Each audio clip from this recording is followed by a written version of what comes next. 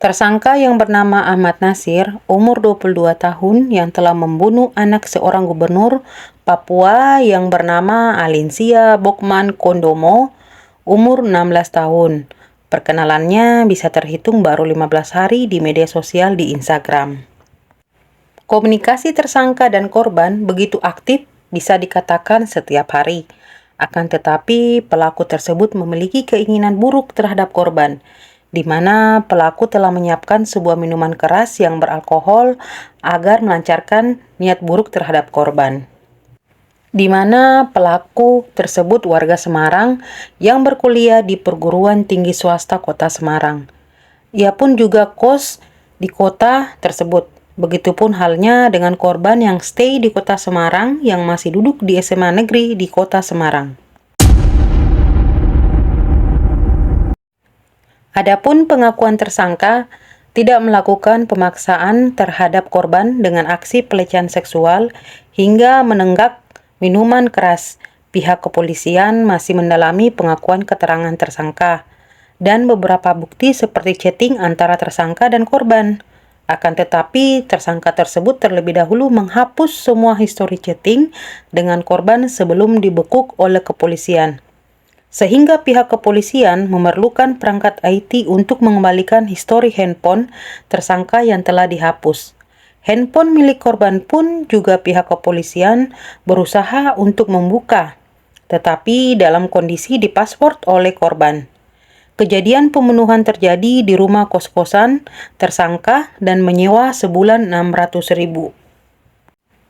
Perkenalan dan masa sewa kos juga dalam waktu berdekatan.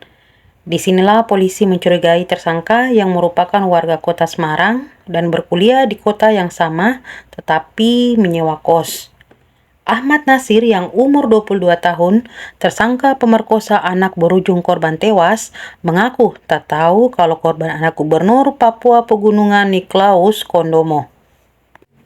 Pelaku Nasir sebelumnya mengajak korban untuk bertemu, dan ia juga menjemput korban dengan motor fiction. Pelaku merupakan mahasiswa jurusan ekonomi di kampus swasta Semarang. Korban ke kamar kos milik si pelaku di Pawiyatan Luhur, Tinjo Moya, Banyumanik.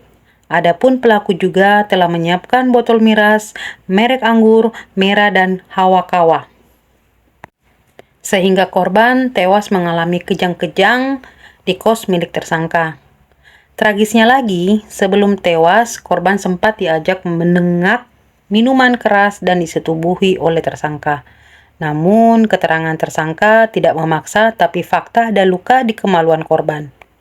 Tersangka juga memberikan keterangan mereka ngobrol lalu minum. Itu pun inisiatif korban sendiri.